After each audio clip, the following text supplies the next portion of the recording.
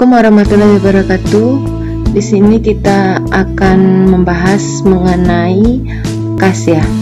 Kas ini ada banyak yang harus dibahas di sini, yaitu kas kecil ya, arus kas, rekonsiliasi bank, kemudian arus kas.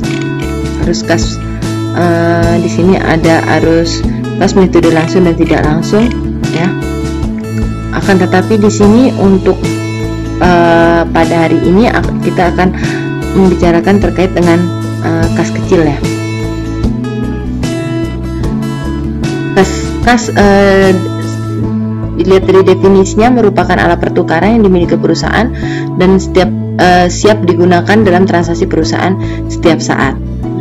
Untuk kas kecil umumnya itu kas yang disediakan oleh perusahaan untuk membayar pengeluaran yang jumlahnya relatif kecil yang tidak ekonomis jika dibayar dengan menggunakan cek atau giro. Di sini ada dua metode pencatatan kas kecil, yaitu metode impres dan metode fluktuasi.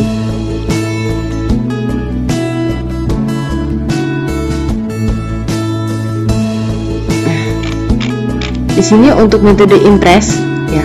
Metode impres ini perbedaannya dengan metode fluktuasi. Di sini kas kecil, untuk pengisian pada saat pembentukan dana kas kecil di sini. Kas kecil pada kas di sini untuk metode fluktuasi ya. Dari segi jurnalnya pada saat pembentukan dana kas kecil sama aja ya. Kas kecil pada kas. Kenapa kok kas ini dianggap kas besar sedangkan kas kecil ya kas kecil untuk pengeluaran kas kecil, sehingga kas kecil yang ada itu bertambah posisinya di debat dan untuk kas besar itu dikredit sehingga dia berkurang. Untuk transaksi yang berikutnya, di sini tidak ada soal, langsung jawabannya ya. Tanggal 4 ya, tanggal 4 Februari di sini dikeluarkan ban materi dan perangko pada kas kecil ya. 225 pembelian perangko, keterangannya pembelian perangko dan materi. Kemudian yang berikutnya fluktuasi, dibuat jurnal lagi, beban perbaikan kendaraan pada kas kecil, kemudian beban bahan bakar pada kas kecil untuk membayar reparasi kendaraan. Nah, dari sini kelihatan bahwa untuk metode fluktuasi setiap terjadi transaksi selalu dilakukan pencatatan, sedangkan metode impres tidak dilakukan pencatatan. Akan tetapi nanti dilakukan sekali-kali pencatatannya pada saat pengisian kembali kas kecil tersebut sebesar nilai yang sudah dikeluarkan pada saat pengeluaran biaya, yaitu di tanggal 4, 10 dan tanggal 12. Di sini untuk macam-macam beban pada kas, jumlahnya untuk jumlah dari ini ya, dari beban yang dikeluarkan di sini yaitu materi, perbaikan kendaraan, bahan bakar, yang ini jumlahnya adalah sebesar 1.100.000. Sehingga untuk metode impres yang harus diisi kembali itu macam-macam beban pada kas sebesar 1.100.000. Berbeda halnya dengan metode fluktuasi. Kalau metode fluktuasi di sini yang dihitung adalah kas kecil pada kas sebesar 1.500.000. Jadi untuk metode fluktuasi, berapapun beban atau yang dikeluarkan pada periode yang bersangkutan, berarti untuk pengisian kembalinya akan tetap sama, yaitu 1.500.000. Akan tetapi berbeda dengan impres. Impres ini berapa biaya yang dikeluarkan untuk pada tanggal-tanggal sebelumnya, berarti itu yang dikeluarkan, biaya yang dikeluarkan atau macam-macam akan dibuat jurnal, itu yang diisi atau untuk pengisian kembali kas kecilnya, sehingga dibuat jurnal macam-macam beban pada kas sebesar 1.100.000.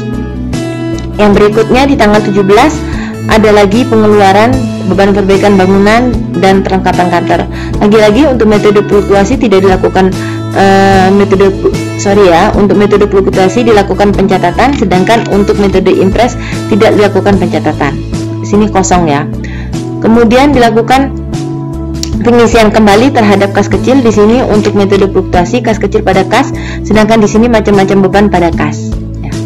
Untuk pengisian isi saldo dari kas kecil itu sendiri dengan metode impres, berarti untuk terakhir di sini berarti jumlahnya adalah 1.500.000 untuk mengisi. Ini berapa sih kalau untuk mengetahui saldo akhir dari impres itu sendiri, ya tetap 1.500.000. Sedangkan untuk metode fluktuasi untuk saldonya berarti kita jumlahkan dulu. Di sini untuk saldonya metode fluktuasi 1.500.000 ya. 1.500.000 Kemudian di sini ada pengeluaran ya. Kemudian ada pengeluaran lagi.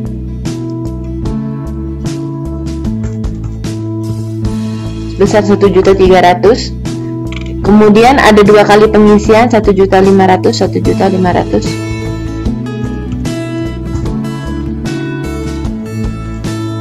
Ini untuk menentukan berapa sih saldo awalnya ya.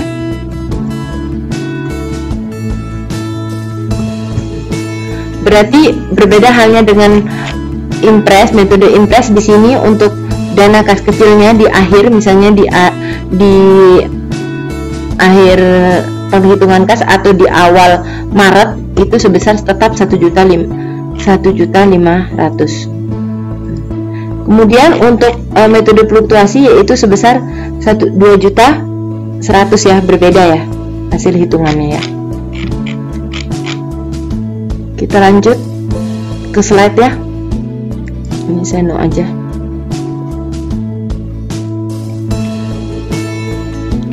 Hasil loadingnya.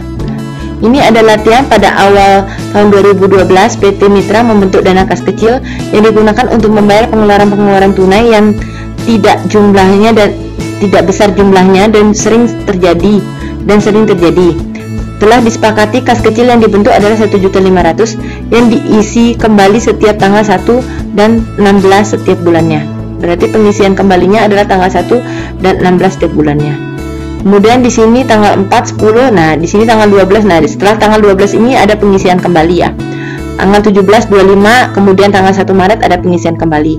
Nah, yang diminta adalah buatlah jurnal yang dibutuhkan akuntan PT Mitra dengan metode impres dan fluktuasi, dan hitung pula saldo kas kecil pada 1 Maret 2012 setelah pengisian kembali kas kecil yang dengan menggunakan metode impres dan fluktuasi.